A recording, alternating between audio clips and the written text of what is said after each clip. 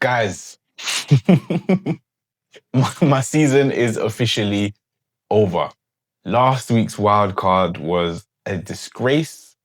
Everyone slapped me dead in the face. Like it was I know why I made the decisions I made. I'm gonna talk through the decisions. It's been so long, I didn't even want to record this video. I just wanted to sleep and wake up in game week 38 because it was just a disaster. There was rationale for the decisions. These weren't rash, these weren't crazy decisions. This was my team game week 22. Royce was fine. Cash was okay. I wasn't confident in clean sheets for Aston Villa. I got rid of Semenyo, who scored, got rid of Bruno, got rid of Enzo Fernandez, and I regret it. The main issues I had, well, I also got rid of Walter Mark, so I'll list it all. I got rid of Cash, Timber, Enzo, Bruno, Semenyo, Walter Mark, Ekitike, Smith Rowe, De Kuyper, and Keane. That was 10. 10. 10 changes out of the 15. Nobody really survived except from Gabriel, Dubravka, Rice. That's it. Now, originally, I didn't have Bruno. But I couldn't have a wild card without Bruno. So the two things that got me stuck were Mohamed Salah and Bruno Fernandes. Without Bruno, I still had Semenyo and I still had Enzo, and that could have had me a green arrow this week. I just overdid it. So I ended up using this team here for my wild card. So I don't think it's a bad team. I don't think it's an actual bad team. It was just a wrong week to do it. So with Enzo scoring, with Semenyo scoring, it makes it look worse than it is. Dorgu was the only actual contributor to the team in terms of goals. And he's injured straight away. What is it, for 10 weeks? So losing Dorgu is a massive, massive blow to the structure of this team because I wouldn't even say it's a differential. It's just a cheap player that starts games. Ndiaye just coming back from the AFCON, let's even have a look at his actual, what he contributed. So versus, it's not even bad. 0.35 goal expected assists, 0.2 expected goals. That's decent. It's decent enough to say he's going to contribute more. There'll be more opportunities, and the fixture on, they've got Brighton, Fulham, Bournemouth. These are not bad fixtures to have before United and Newcastle later on. So Ndiaye is fine for now, but I'm locked in, so I can't make any transfers for a long period of time. Now, with the other midfielders all getting assists, I think Bruno got himself an assist just about. No, it was, well, I wouldn't even say good assist. It was the assist for Dorgu's goal, and I felt like he could have had more. Salah as well, getting the assist on the free kick, just getting that touch. Salah is a cheap way to points.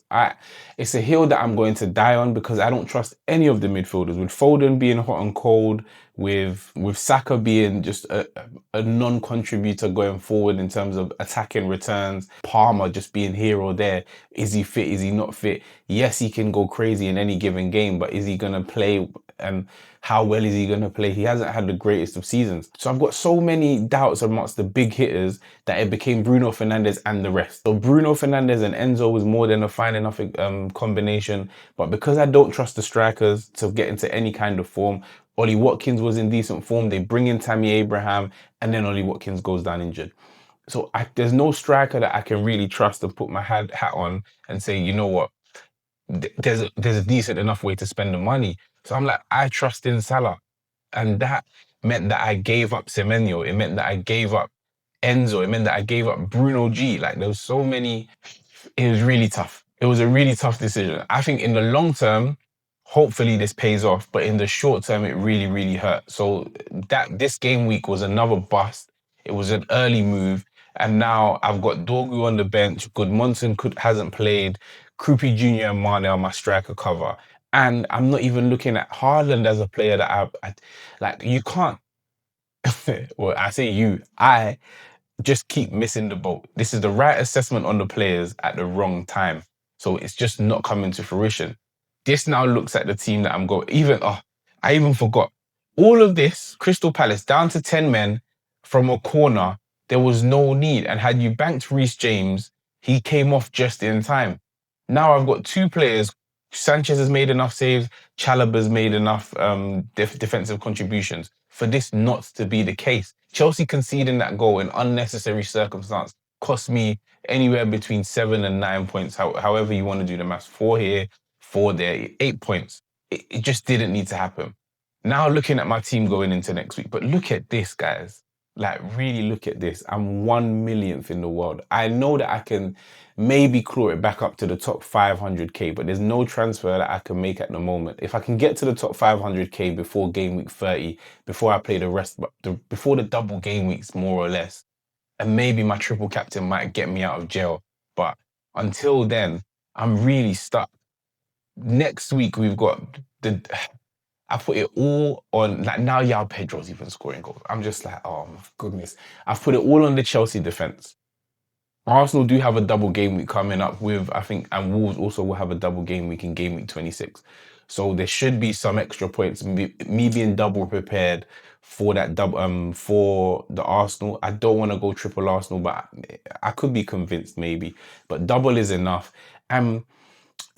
First things first. So when we talk about the double Chelsea, I've gone, instead of going double Chelsea attack where we can trust in Enzo, maybe Pedro is now coming back into people's thoughts. That would have been good at a certain point. Maybe Palmer. I still think if you have Palmer, you keep Palmer. But I've gone for double defense. I need the clean sheets. I need them. So please, I said there were 6 games that Chelsea have up until it gets really, really difficult in game week 28. We're 2 weeks in, so there's 4 weeks left. If we can keep about 2 more clean sheets, that will be much appreciated.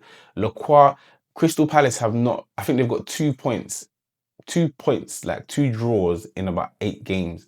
Crystal Palace's form is really bad. And I called it out a while ago, and the Crystal Palace fans were telling me that, you know what, everyone says, everyone gets down on Palace, don't worry, they always find a way out, they always find, well, it's looking scary.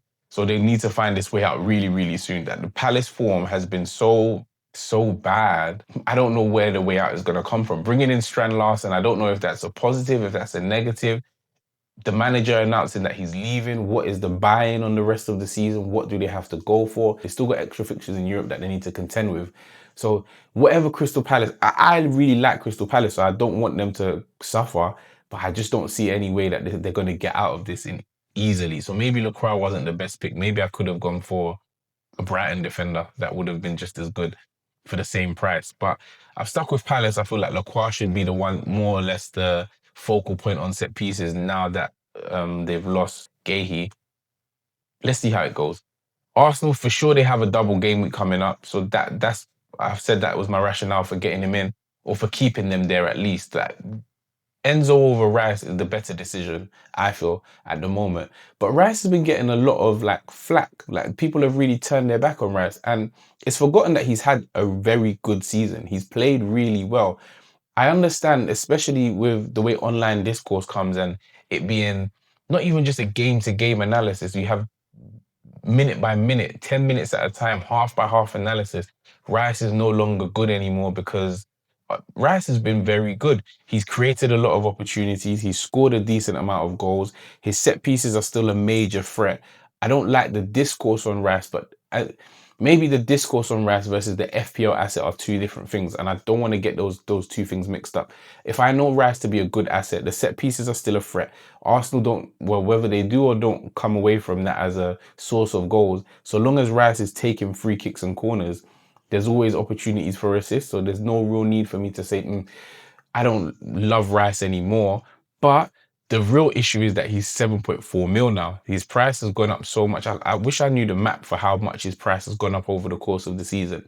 But him being 7.4 mil is quite hefty. So if I did want to make a move, Rice is someone I have to look at to be like, do I really need him? Or are there other players for a lesser price that I can get more out of now? And maybe in crunch time of the season, if Arsenal don't pull through in crunch time in the season, is Rice an asset that I need to hold anymore? Just because of the price point that he's at.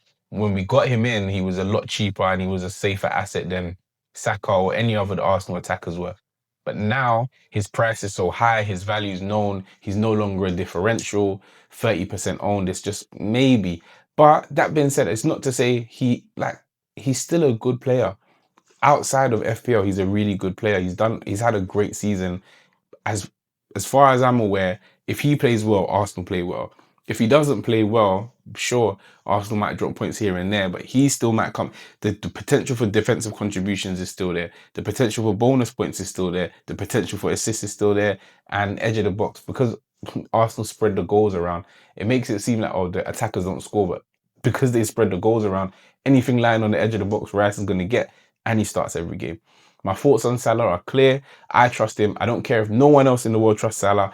I am not turning my back on one of the greatest FPL assets in history. I'm not doing it. I cannot do it. You make room for Salah. And if at one point I feel like, you know what, this is enough, and it will only really be for injuries, I can have a good team with Salah in the team. I'm more likely to sell Haaland than I am to sell Salah.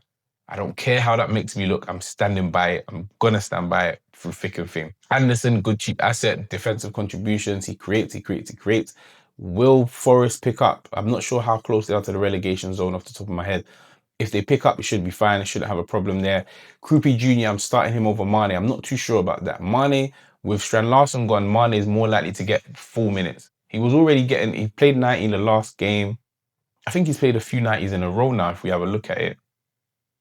Yeah, what is this? He's a 90-minute man from game week 18 to 23. So long as his stamina is okay, so long as he stays fit, I'm happy with that. His goal threat versus Man City wasn't great. Neither was it versus Newcastle. But these are difficult games. Like, they're very difficult games. So if I compare him to Kroupi Jr., Kroupi Jr. don't get as many minutes. He came off in the last game, 66, 71, 63.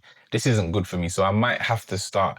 But his expected points, if we look at fantasy football Hub, his expected points are more. Obviously, Bournemouth are a better team than Wolves, so he's more likely to score. I would even want to start both of them, to be honest. So it's a toss-up. I'm not really sure which one I'll go for, but that's the choice I've got to make. Who's going to be my starter alongside Haaland in the 3-5-2, because I don't have any more defenders because Goodmanson and Dorgu are out. So that's roughly where I am. I'm a bit, like I said, the season is over for me. The top 50k dream is more or less dead unless these wild cards, like, I cannot make a mistake. So now I'm forced. I do want, if I had to make one transfer, it would be Lacroix for another midfield, for another defender.